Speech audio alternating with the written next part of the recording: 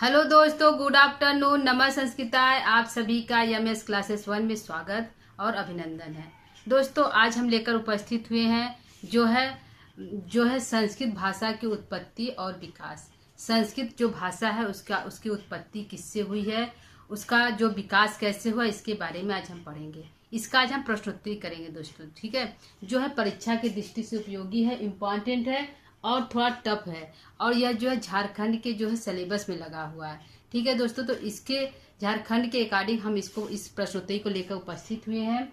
जिन विद्यार्थियों को झारखंड के जो है वो इस प्रश्नोत्तरी को पढ़ सकते हैं, ठीक है दोस्तों। तो आइए हम स्टार्ट करते हैं। संस्कृत भाषा का उद्भव और विकास का जो है प्रश्नोत्तरी आज हम करेंगे, ठीक है। आज का हमारा पहला प्रश्न है दोस्तों कि भाषा की उत्पत्ति किस धातु से हुआ है।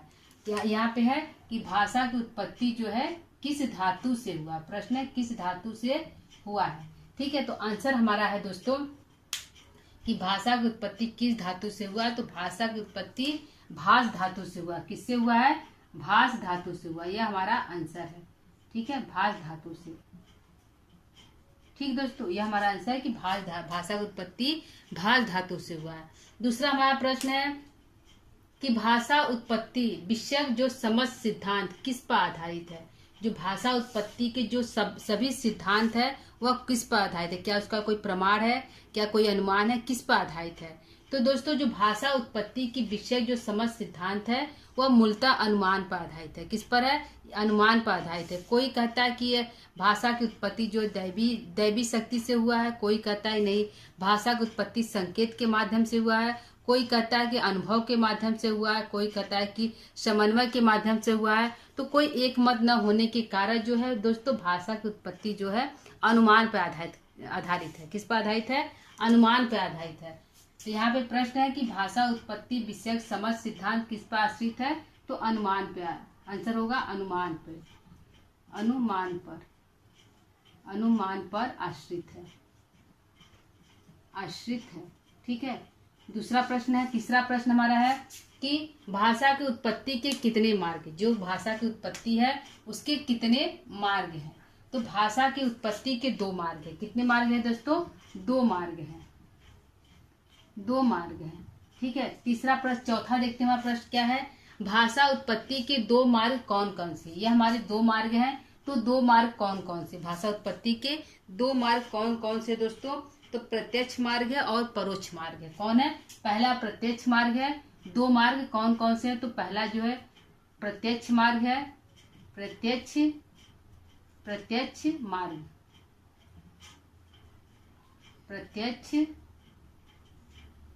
मार्ग और दूसरा है परोक्ष मार्ग। दूसरा क्या है?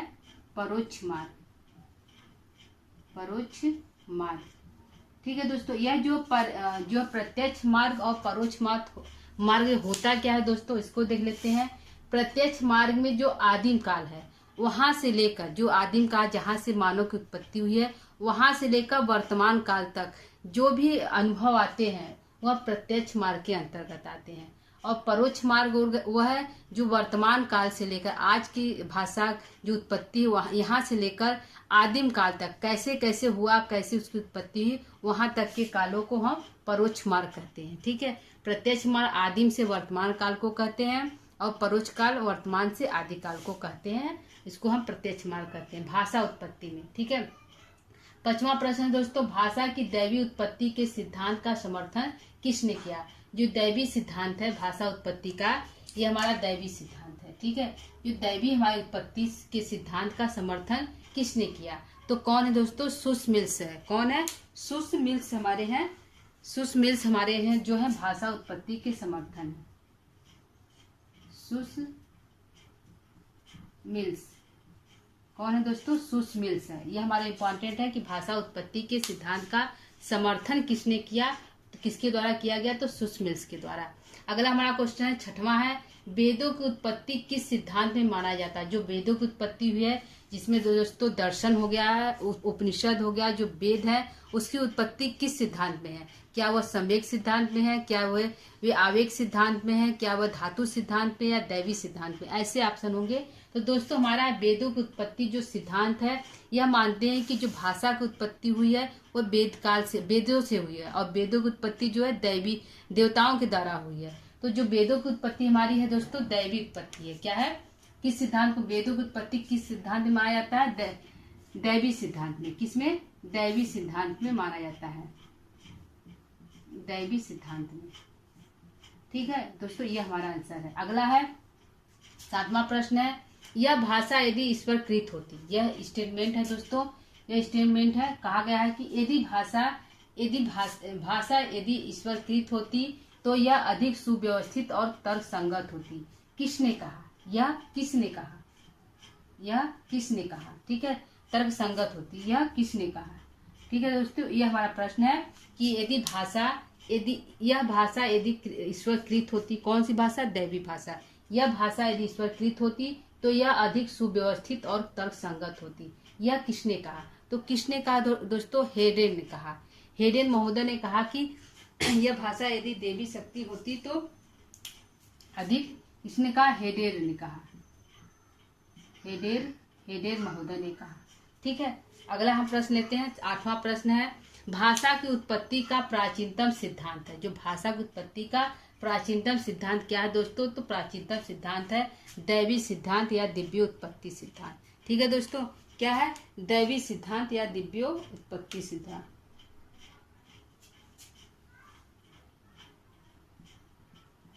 दिव्योत्पत्ति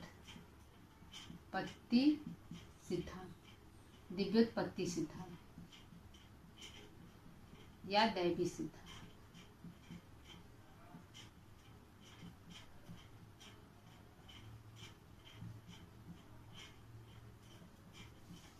ठीक है, यह हमारा आंसर दिव्योत्पत्ति सिद्धांत, दिव्योत्पत्ति सिद्धांत या दैवी सिद्धांत। अगला प्रश्न 9वां, भाषा के संकेत सिद्धांत के प्रवर्तक कौन है? जो संकेत सिद्धांत है भाषा के, उसके प्रवर्तक कौन है? भाषा के संकेत सिद्धांत के प्रवर्तक कौन है दोस्तों? तो कौन हमारे? रूसो हैं। कौन है भाषा के? कौन है? रूसो हैं। रूसो जो है भाषा के संकेत सिद्धांत के प्रवर्तक हमारे रूसो हैं। इनका जन्म कब हुआ था? 18वीं सदी में। कब हुआ था? 18वीं सदी में। सदी में जो है यह जो सिद्धांत दिया गया था दोस्तों 18वीं सदी में रूसो द्वारा। उन्होंने कहा कि भाषा के संकेत सिद्धांत के प्रवर्तक रूसो है। अगला प्रश्न है, संकेत सिद्धांत को और किन नामों से जाना जाता है? जो संकेत हमारा सिद्धांत है इसको और किस नामों से जाना जाता है?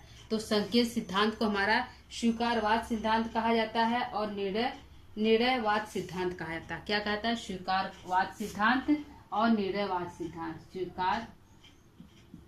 स्वीकारवाद सिद्धांत और निर्णयवाद सिद्धांत।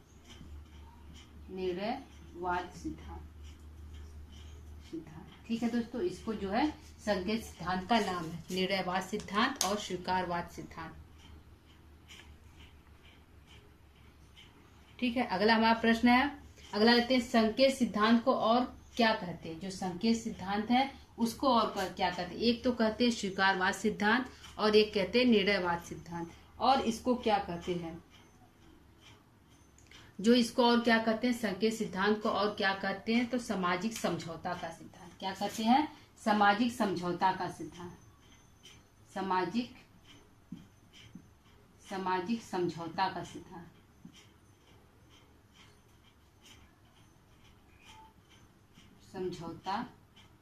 सामाजिक समझौता का सिद्धांत। ठीक है दोस्तों, किसको कहते हैं? जो है संकेतवाद को जो है सामाजिक समझौता का सिद्धांत कहते हैं। सामाजिक समझौता का सिद्धांत जो है कहते हैं संकेत सिद्धांत को। अगला प्रश्न है, धातु सिद्धांत के प्रवर्तक कौन है? जो हमारा धातु सिद्धांत है उनके प्रवर्तक कौन है दोस्तों? तो प्लेटो है। कौन है? प्लेटो महोदय है। प्लेटो जो है धातु सिद्धांत के प्रवर्तक है। अगला है, धातु सिद्धांत या रण सिद्धांत को किसने व्यवस्थित किया?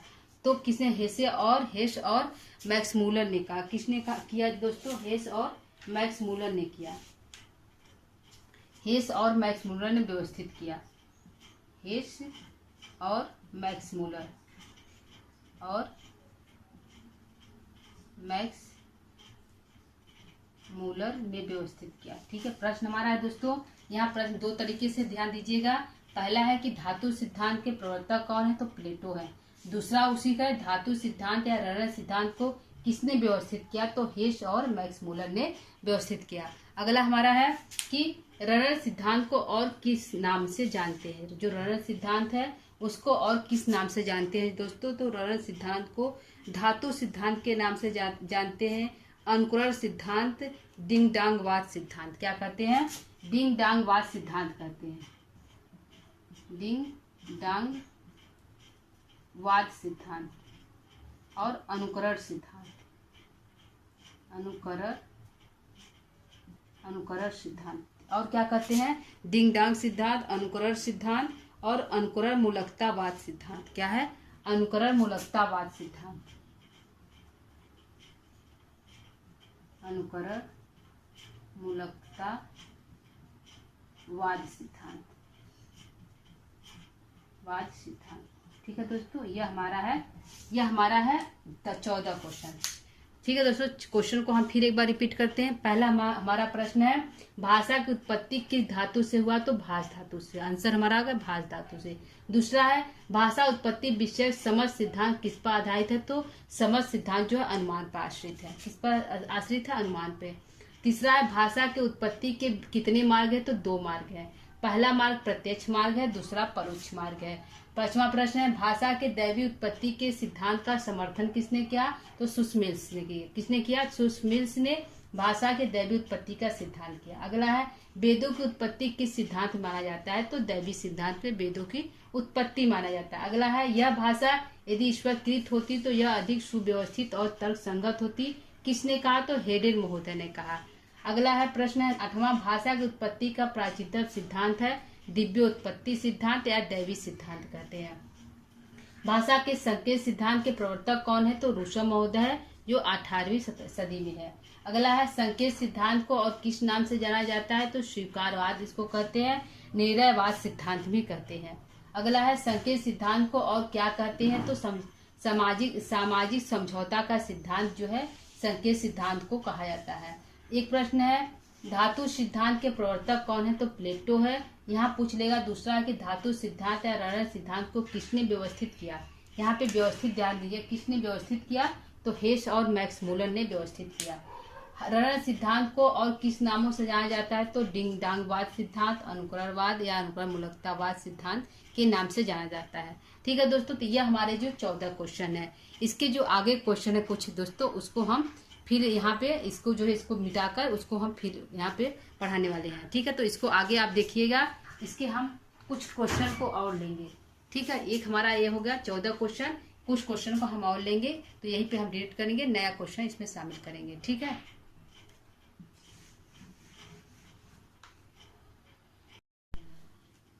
आइए दोस्तों अब देखते हैं आगे का हमारा प्रश्न। आगे हमारा प्रश्न है 15वां प्रश्न है कि डिंग डांगवाद सिद्धांत का अपर नाम क्या है। जो डिंग डांगवाद सिद्धांत है उसका अपर नाम क्या है। ठीक है, यह हमारा प्रश्न है कि डिंग डांग सिद्धांत का अपर नाम क्या है। ठीक है दोस्तों, तो क्या नाम है डिंग डांग सिद्धांत का, रणन सिद्धांत या धातु सिद्धांत। क्या नाम है, रणन सिद्धांत या धातु सिद्धांत, रणन सिद्धांत। डिंग डांग सिद्धांत का क्या नाम है, रणन सिद्धांत या धातु सिद्धांत, या धातु सिद्धांत, दोनों नाम कहते हैं धातु सिद्धांत। तो पूछ लिया कि डिंग डांग सिद्धांत का क्या नाम है, तो रणन सिद्धांत और धातु सिद्धांत। ठीक है, 16वां प्रश्न है कि ध्वन्यानुकरण सिद्धांत के प्रतिपादक हैं। जो ध्वन्यानुकरण सिद्धांत है उसके प्रतिपादक कौन है दोस्तों, तो इटली है। कौन है, इटली जो है, इनके जो है प्रतिपादक हैं। ठीक है, विटली जो है विटनी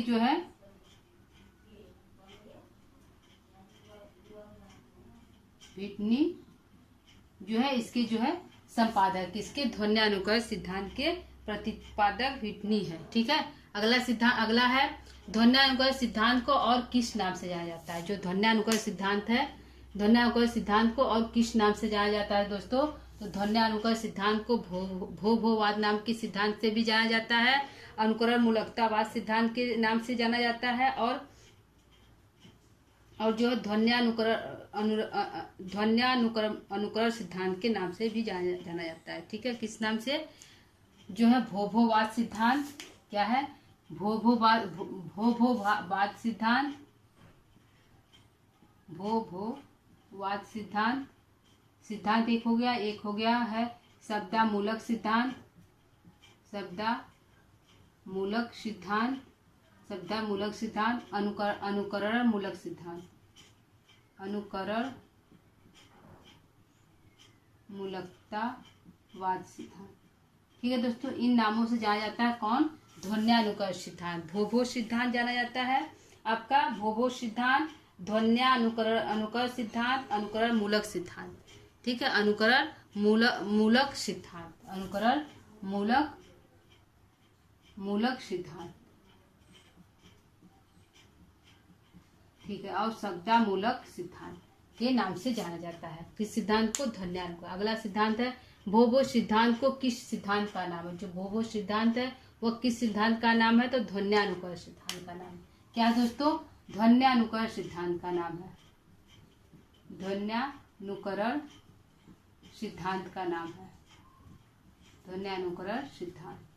ठीक है, ये हमारा हो गया 14वां क्वेश्चन। 17वां अगला है 19वां है आवेग सिद्धांत के प्रतिपादक कौन है? जो हमारा आवेग सिद्धांत है कि कौन सा? आवेग सिद्धांत के प्रतिपादक कौन है दोस्तों? तो आवेग सिद्धांत के प्रतिपादक हमारे डार्विन है। कौन है? डार्विन महोदय है आवेग सिद्धांत के प्रतिपादक। कौन है? डार्विन महोदय।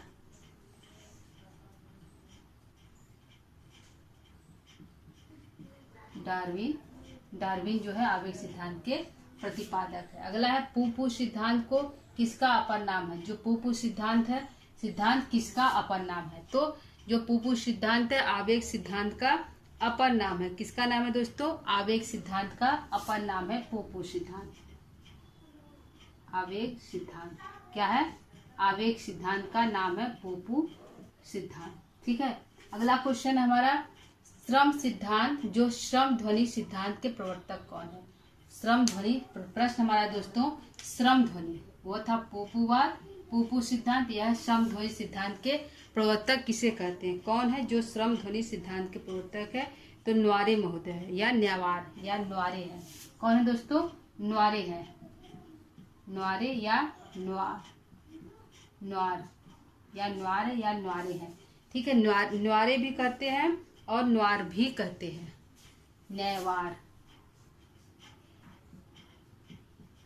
ठीक है, ये भी कहते हैं और ये भी कहते हैं, दोनों नाम से जाना जाता है। तो ध्वनि सिद्धांत के पूछला कौन है? तो न्यारे है।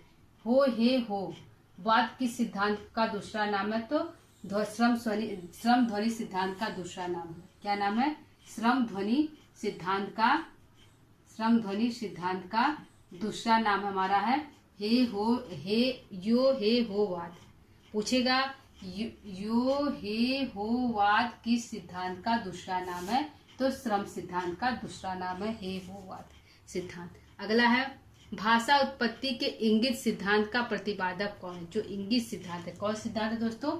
इंगित सिद्धांत पूछा भाषा उत्पत्ति के इंगित सिद्धांत का प्रतिपादक कौन है? किसने इंगित सिद्धांत का प्रतिपादक किया है? तो किसने किया है दोस्तों? राय व डार्विन ने। किसने किया है? राय भी कहते हैं, डार्विन कहते हैं। तो सीधा क्वेश्चन है कि जो है इंगित सिद्धांत के डार्विन मुख्य रूप से हैं और राय भी है। डार्विन और राय है। ठीक है दोस्तों, डार्विन और राय जो है इंगित सिद्धांत का प्रतिपादन किया है। अगला क्वेश्चन है मौखिक इंगित सिद्धांत किसने कहा? जो है इंगित सिद्धांत के प्रतिपादक तो डार्विन और राय है, लेकिन जो है मौखिक सिद्धांत किसने कहा? इसको जो है मौखिक सिद्धांत किसने कहा? तो प्रोफेसर रिचर्ड ने कहा। किसने कहा दोस्तों? प्रोफेसर रिचर्ड ने इसको मौखिक सिद्धांत कहा। प्रोफेसर रिचर्ड ने इसको जो क्या कहा? मौखिक इंगित सिद्धांत कहा। ठीक है, अगला क्वेश्चन है संपर्क सिद्धांत के प्रवर्तक कौन है? जो संपर्क सिद्धांत है उसके प्रवर्तक कौन है दोस्तों? तो संपर्क सिद्धांत के प्रवर्तक है जी रिवेज। कौन है दोस्तों? जी रिवेज नाम है। जी रिवेज। जी रेवेज नाम है किनका? संपर्क सिद्धांत के प्रवर्तक पूछा है तो संपर्क सिद्धांत के प्रवर्तक हमारे हैं जी रेवेज। अगला है संगीत सिद्धांत के प्रतिपादक कौन है? कहा प्रश्न हमारा क्या है दोस्तों कि संगीत सिद्धांत के प्रतिपादक कौन है? तो संगीत सिद्धांत के प्रतिपादक डार्विन और स्पेंसर है। कौन है? डार्विन और स्पेंसर है।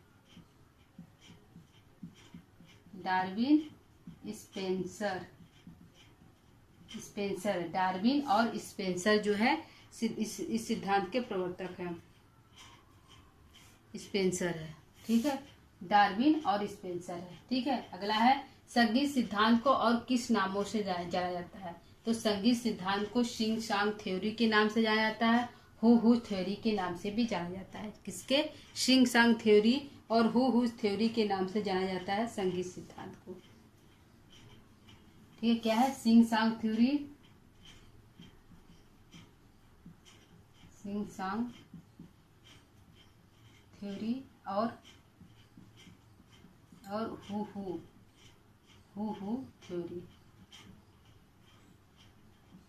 थ्योरी के सिद्धांत के नाम से जाना जाता है संगीत सिद्धांत। यहाँ पे ध्यान दीजिए दोस्तों, एक हमारा था भो भो। तो भो भो जो है कुत्ते के लिए कहा गया। कुत्ते की आवाज से जो आवाज निकलती वह उसका अनुकरण करने को ध्वनि सिद्धात्मक कहा जाता है, ध्वन्यात्मक सिद्धांत के अंतर्गत आता है। तो भो भो माने कुत्ते की आवाज है, यहाँ पे हु। तो ये ध्यान दीजिएगा, भो भी यानी कि कुत्ते की आवाज को कहा जाता है, हु यानी संगीत के सिद्धांत को कहा जाता है। अगला है शिंग सांग थ्योरी किस सिद्धांत का नाम है? तो शिंग सांग थ्योरी जो है संगीत सिद्धांत का नाम है। किसका नाम है? संगीत सिद्धांत का नाम है। संगीत सिद्धांत का नाम जो है हमारा शिंग सांग थ्योरी है। और जो पूछा हु थ्योरी किस सिद्धांत का नाम है? तो यह भी हमारा संगीत सिद्धांत का नाम है, संगीत सिद्धांत का नाम है, ठीक है दोस्तों। यह हमारे कुछ क्वेश्चन थे भाषा से संबंधित, कि भाषा की उत्पत्ति कैसे हुई और भाषा का उद्भव और विकास कैसे हुआ। तो प्रश्न को एक बार हम फिर रिपीट करते हैं। पहला 15वां प्रश्न, डिंग डांग वाद सिद्धांत का अपर नाम क्या है? तो रणन सिद्धांत भी कहते हैं और धातु सिद्धांत भी कहते हैं डिंग डांग सिद्धांत को। अगला है ध्वन्यानुकरण सिद्धांत के प्रतिपादक कौन है? तो व्हिटनी है। कौन दोस्तों? व्हिटनी है जो है ध्वन्यानुकरण सिद्धांत की। अगला है ध्वन्यानुकरण सिद्धांत को और किस नाम से जाना जाता है? तो भो सिद्धांत और शब्दानुमूलक सिद्धांत और अनुकरण मूलक सिद्धांत के नाम से जाना जाता है ध्वन्यानुकरण सिद्धांत। अगला है भोभो सिद्धांत किस सिद्धांत का नाम है? तो ध्वन्यानुकरण सिद्धांत का नाम है भोभो सिद्धांत। आवेग सिद्धांत के प्रतिपादक कौन है? पूछा है आवेग सिद्धांत के प्रतिपादक कौन है? तो डार्विन महोदय है। कौन है? डार्विन महोदय है। अगला है पोपो सिद्धांत किसका अपर नाम है? तो आवेग सिद्धांत के नाम को पोपो सिद्धांत कहते हैं। अगला क्वेश्चन है श्रम ध्वनि सिद्धांत के प्रवर्तक किसे माना जाता है? तो न्वारे या न्वार को माना जाता है। हो हे हो वाद किस सिद्धांत के अंतर्गत आता है? तो श्रम ध्वनि सिद्धांत के अंतर्गत आता है। भाषा उत्पत्ति के इंगित सिद्धांत का प्रतिपादन किसने किया? तो डार्विन और राय महोदय ने किया। मौखिक इंगित सिद्धांत किसने कहा? तो प्रोफेसर रिचर्ड ने मौखिक इंगित सिद्धांत कहा। संपर्क सिद्धांत के प्रवर्तक कौन है? तो जी रेवेज है। संगीत सिद्धांत के प्रतिपादक कौन है? तो डार्विन और स्पेंसर है। संगीत सिद्धांत को और किन नामों से जाना जाता है? तो शिंग सांग थ्योरी नाम से जाना जाता है और हु थ्योरी के नाम से जाना जाता है। शिंग सांग थ्योरी किस सिद्धांत का नाम है? तो संगीत सिद्धांत का नाम है। हु थ्योरी किस सिद्धांत का नाम है? तो संगीत सिद्धांत का नाम है, ठीक है दोस्तों। तो ये हमारे 29 प्रश्न हैं। यहाँ पे हमारे 2-3 प्रश्न और है, इसको हम देख लेते हैं। 2-3 प्रश्न हमारे यहाँ पे और है, इसको भी हम देख लेते हैं। जो हमारे जो है सिलेबस से छूट रहा है तो उसको भी हम देख लेते हैं 3 प्रश्न को, ठीक है। यहाँ पे हमारा प्रश्न है 30वां, ठीक है। प्रश्न हमारा क्या है? 30वां प्रश्न हमारा है समन्वय सिद्धांत के प्रवर्तक कौन है? क्या है? 30वां प्रश्न है समन्वय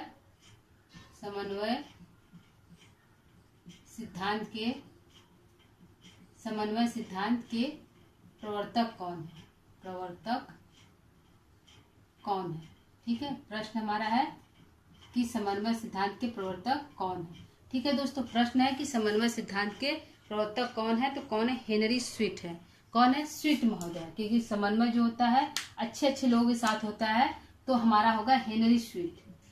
हेनरी स्वीट, स्वीट जो है कि समन्वय जो होता है, समन्वय माना तो मिलन होता है, समन्वय एक दूसरे से बातचीत करना, समन्वय करना, तो आंसर होगा स्वीट महोदय, हेनरी स्वीट महोदय। अगला 31वां प्रश्न हमारा है, 31वां लेते हैं। एक और प्रश्न है, 31 हमारा प्रश्न क्या है कि प्रतिभा सिद्धांत के प्रतिपादक कौन है? प्रतिभा सिद्धांत के प्रतिपादक, प्रतिभा सिद्धांत के प्रतिपादक कौन है? सिद्धांत के प्रवर्तक कौन है? प्रवर्तक कौन है? कौन है दोस्तों? तो भर्तृहरि है। कौन है? प्रतिभा सिद्धांत के प्रवर्तक कौन है? तो भर्तृहरि है, भर्तृहरि है, भर्तृहरि है। ठीक है, यह हमारे प्रतिभा सिद्धांत के प्रतिपादक है। एक और प्रश्न है, 32 है। 32 हमारा प्रश्न क्या कह रहा है कि प्रतिभा को विश्व की आत्मा किसने कहा? जो प्रतिभा को विश्व की आत्मा किसे कहा? किसने कहा? प्रतिभा को विश्व की आत्मा, प्रतिभा सिद्धांत को, प्रतिभा सिद्धांत को विश्व की आत्मा, विश्व की आत्मा, आत्मा किसने कहा? किसने कहा? तो किसने कहा दोस्तों? तो भर्तृहरि महोदय ने कहा। किसने कहा? भर्तृहरि महोदय ने, भर्तृहरि।